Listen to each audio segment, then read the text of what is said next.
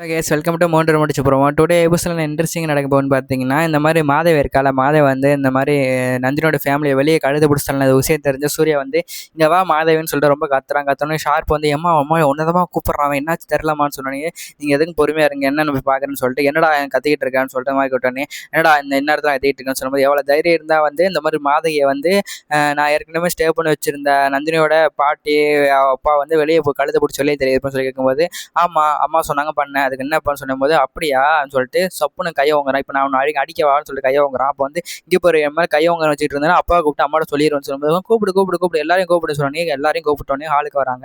மாதவி மாதவி வந்தோடனே எல்லாத்துக்கும் காரணம் இவ தான் அப்படின்னு சொல்லிட்டு பேசிட்டு இருக்கும்போது கொஞ்சமாக டீசென்ட் நடந்துக்கிறான்னு சொல்லிட்டு சுந்தரவழி சொல்கிறாங்க. டீசென்ட் பற்றி நீங்கள் பேசுறீங்களா, அநாகரிகமாக நடந்திருக்கீங்க எப்படின்னா ஏற்கனவே ஒருத்தவங்க ஸ்டே பண்ணியிருக்காங்க, அந்த ரூம்ல இருந்து அவங்கள வந்து ஒரு எப்படின்னா ஒரு மனசு விட்டு எப்படின்னா கொஞ்சம் பொறுமையாக சொல்லி வெளியே போங்க, ஒரு கெஸ்ட்டு வராங்க சொல்லி அனுப்புறது வர கழுத்தை பிடிச்சி வெளியே இருக்கீங்க அப்படின்னு சொன்னோடனே அருணாச்சல் வந்து என்னடா சூர்யா சொல்கிறேன்னு சொல்லுவாங்க. டேட் உங்களுக்கு விஷயம் தெரியாதா, நந்தினியோட பாட்டி அப்பா வந்து இந்த இருக்காளே மாதவி என்ன தெரியுமா பண்ணியிருக்கா, ட்ரெஸ் எல்லாம் தூக்கி வெளியே வச்சு கழுத்து பிடிச்சி வெளியே தள்ளியிருக்கா, அந்த நியூஸ் இவனுக்கு இப்போ தான் தெரியும் அப்படின்னு சொன்னோடனே என்ன மாதவி இதெல்லாம் அவங்க உன்னோட வயசுக்கு பெரியவங்க தானே, அவங்களுக்கு கொஞ்சம் மரியாதை கொடுக்க மாட்டேன்னு சொன்னேன். மரியாதை இவள்கிட்ட எதுக்கு எதிர்பார்க்குறீங்க டாடி அப்படின்னு சொல்லிட்டு இந்த மாதிரி பேசினோடனே எவ்வளோ தைரியம் இந்த மாதிரி பண்ணுவா அப்படின்னு சொல்லிட்டு அது பத்தான்னு சொல்லிட்டு இந்த மாதவி வேற நுழைஞ்சு விட்டுக்குள்ள போன மாதிரி அங்கே யார் இருக்கா என்னன்னு தெரியாமல் நேரம் உள்ள போயிடுறான்னு சொன்னோன்னே சார் கொஞ்சமாச்சும் மரியாதை பேசுங்க சார், நான் வந்து வேணாம் தான் சொன்னேன், மேடம் தான் சொன்னேன், அவங்களுக்கு சொன்னா உனக்கு என்னங்க போச்சு அறிவுன்னு சொல்லிட்டு இருக்கும்போது நிறுத்துறா விட்டு ஓவரா பேசிக்கிட்டே போயிட்டு இருக்கேன், நான் தான் சொல்லி பண்ணால மாதிரி அப்புறம் என்ன நான் தான் சொன்னேன்னு சொல்லி இது ஏன் வீடு, இந்த உரிமை நான் எடுக்கக்கூடாதான்னு சொல்லும்போது அப்படியா இது ஏன் வீடு தான் அப்படின்னு சொல்லும்போது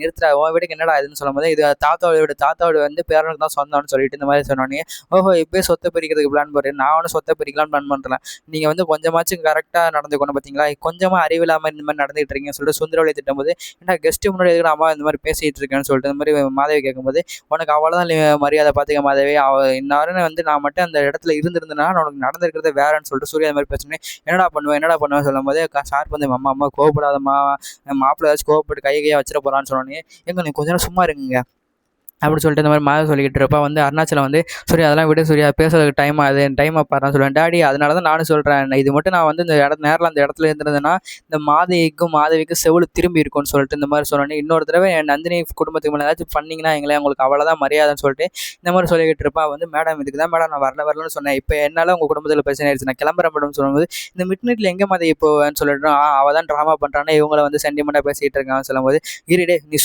கொஞ்சம் அமைதியாக இருக்கியா சூர்யான்னு சொல்லிட்டு இந்த மாதிரி வந்து அருணாச்சலம் சொன்னோன்னே சரி டேட் நான் கிளம்புறேன், இங்கேருந்து மூஞ்சி பார்க்க எனக்கு இரிட்டேட்டிங் ஆகிட்டு இருக்குன்னு சொல்லிட்டு இந்த மாதிரி கிளம்பி போயிடுறான், மாடிக்கு படுக்கிறதுக்காக போயிடுறான். அப்போ வந்து மாதவி சுந்தரவழி மூணு கொஞ்சம் பேசிக்கிட்டு இருக்காங்க.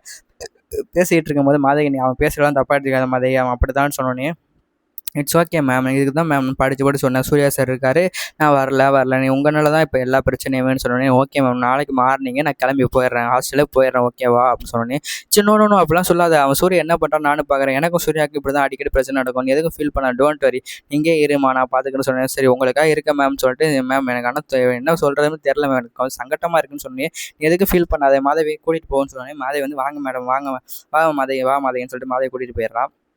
கூட்டிகிட்டு பண்ணோடனே இது ஒரு பக்கம் போயிட்டுருக்க வந்து மாதவிக்கு சரியான கோவம் எப்படின்னா இந்த சூர்யாவுக்கு எவ்வளோ தெரியாது இந்த மாதிரி பண்ணிக்கிட்டு இருப்பான், சூர்யாவை சிம்மா விடக்கூடாதுன்னு சொல்லிட்டு சூர்யா ஏதாச்சும் பண்ணணும்னு சொல்லிட்டு இந்த கோவத்தில் தங்கச்சி மேலே காட்டலாம்னு சொல்லிட்டு மறுபடியும் சூர்யா கிட்ட போய் இந்த மாதிரி சூர்யாக்கா வந்து கதறி அழுகிற ஆடியோ எடுத்துகிட்டு வந்து இந்த மாதிரி வந்து சொல்லி அனுப்பிச்சி விட்டாராம். அவன் வீட்டுக்கு அந்த கிஃப்ட் மாதிரி வந்துடுது. வந்து பார்த்தோன்னே மறுபடியும் வந்து அந்த ஆடியோலாம் கேட்டு ரொம்ப ஷாக் ஆகிடுறாங்க. என்ன ஒரு நாளைக்கு ஒரு ஆடியோ வந்துக்கிட்டே இருக்கு, பொண்ணு பாவம்னு சொல்லிட்டு சுந்தரம் வந்து ரொம்ப அழுதுகிட்டு இருக்கா.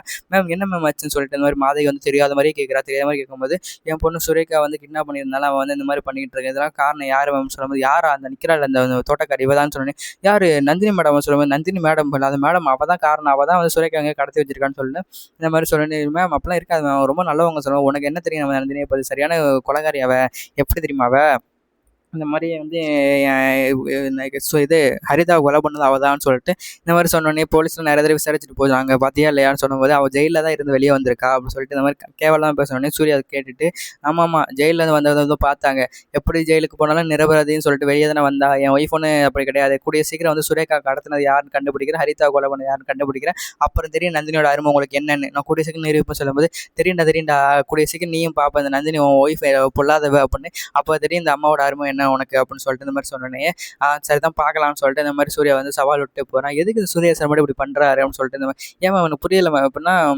ஒரு அம்மா பையனா ரொம்ப பாசமாக இப்படி தான் இருப்பாங்க. ஆனால் சூர்யா சாருக்கு அவங்களுக்கு பாசமே இல்லையான்னு சொல்லும்போது அதெல்லாம் இருந்துச்சு ஒரு காலத்தில். எப்போ நந்தினியை கல்யாணம் பண்ணானோ அப்போலேருந்து வந்து எல்லாத்தையும் நந்தினி நந்தினி தான் இருக்கான். அது மட்டும் இல்லாமல் என்னோட ஹஸ்பண்ட் இருக்காரு, அவருமே இப்போ நந்தினி நந்தினி தான் கிடக்காரு.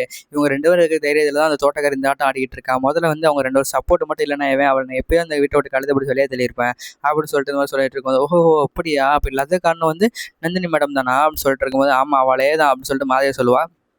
Okay ma'am, okay ma'am. சரி மேம், நான் ஆஃபீஸுக்கு போகிறேன், ஒரு முக்கியமான மீட்டிங் இருக்குது, அது நம்ம எம்ப்ளாயிஸ் எல்லாத்துக்கும் ஒரு மீட்டிங் கொடுக்கணும்னு சொன்னோன்னே, ஸ்டாஃப்ஸ் எல்லாருக்கும் சொன்னோன்னே, சரி ஓகே நீ போய் கேரி ஆன் பண்ணுன்னு சொல்லிட்டு சொன்னோன்னே, சரி ஓகே மேம் சொல்லிட்டு இந்த மாதிரி கிளம்பி போயிடுவா.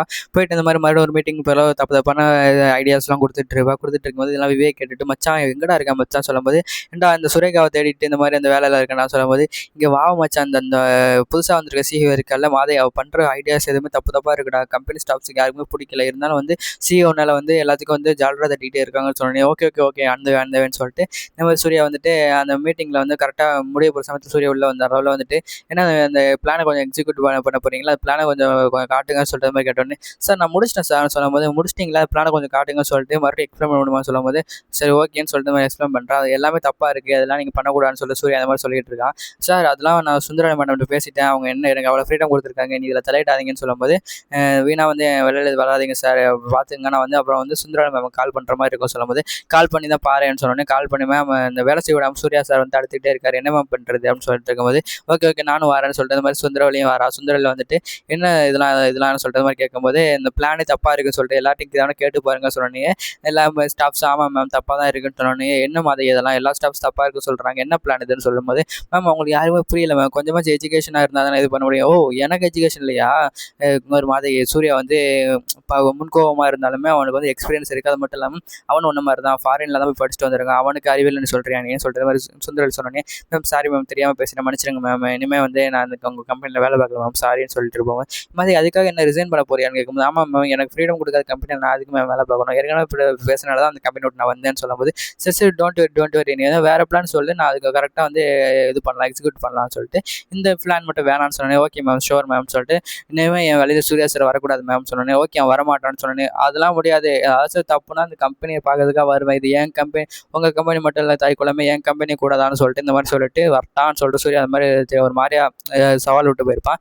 ஏன் அந்த சூர்யா சார் மாதிரி ரவுடி மாதிரி பிஹேவ் பண்ணுறான்னு சொல்லும்போது, அவன் அப்படி தான் முன்னாடி இப்படி இருந்தான், அதனால தான் இப்படி போயிருக்கான். இப்போ அவன் இப்படி ஃபாரின்லாம் படிச்சிருந்தாலுமே நம்ம இந்தியனோட கல்ச்சர் கொஞ்சம் இருக்கும்ல, அதனால தான் இந்த மாதிரி பண்ணுறான்னு சொன்னேன். சரி நீ எதுவும் அவன் நினச்சலாம் எதுவும் பண்ணிக்க வேணாம், ஒரி பண்ணிக்க வேணாம் ஓகேவா, நீ வந்து உனக்கு தோன்றதை பண்ணு, எதாக இருந்தால் எனக்கு பெர்மிஷன் கேட்டு பண்ணு, நான் பார்த்துக்கிறேன்னு சொன்னேன். சரி ma'am okay ma'am thank you ma'am சொல்லிட்டு ஓகே நான் போய்ட்டுறேன் டேக் கேர்னு சொல்லிட்டு மாதிரி போயிடுவாங்க. அதோட இந்த எபிசோட முடிச்சிடுறாங்க. இந்த வீடியோ பிடிச்சிருந்தா லைக் பண்ணுங்கள், கமெண்ட் பண்ணுங்கள், மறக்காம சேனல் சப்ஸ்கிரைப் பண்ணிச்சுங்க. இந்த மாதிரி ஒரு நெக்ஸ்ட் வீடியோவில் பார்க்கலாம். நிறைய செய்யும்.